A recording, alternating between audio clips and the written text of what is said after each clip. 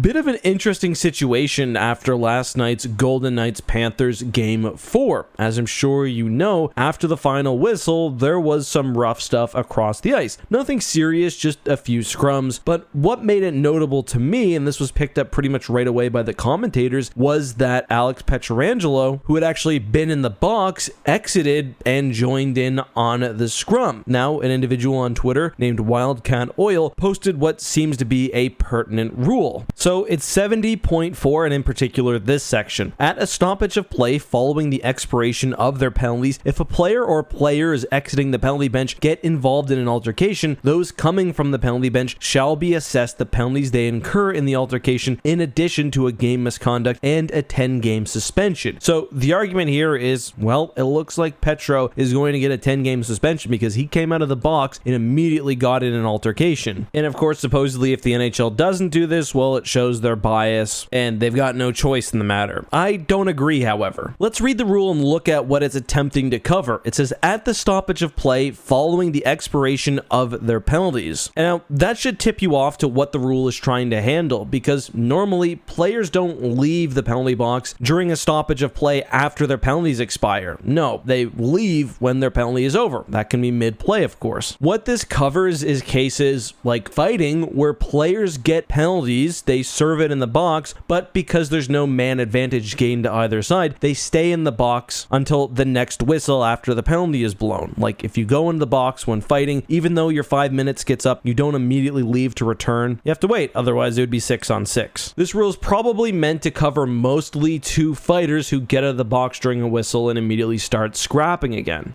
These rules were all made for the same purpose. It's the same as why coming over the boards is so harshly suspended. The NHL wanted to cut down on what they saw as nonsense, in brawls, etc.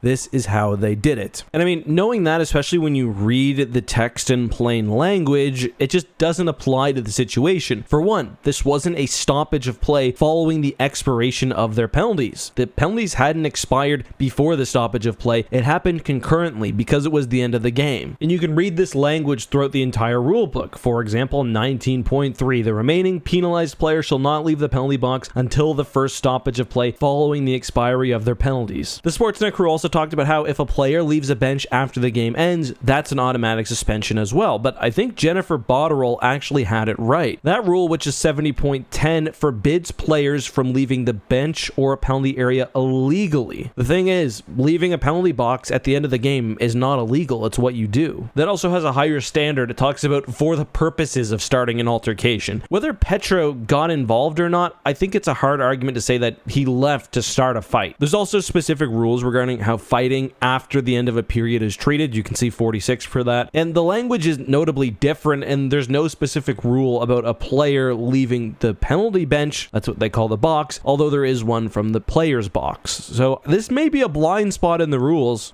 but to say that Petro needs to be suspended 10 games, I think, is a misreading of the rulebook itself. By the way, definition for altercation, it is in the rulebook. It's a situation involving two players with at least one to be penalized. So simply coming out and face washing a guy is not enough unless there's a penalty associated with it. There actually was one in this case, though. Matthew Tkachuk got a misconduct for unsportsmanlike conduct against Alex Pietrangelo. It should be noted that the rules also have an exception for when the player's not the instigator. I honestly find it too difficult to tell how they would judge that, and as I said, I don't think it's really necessary.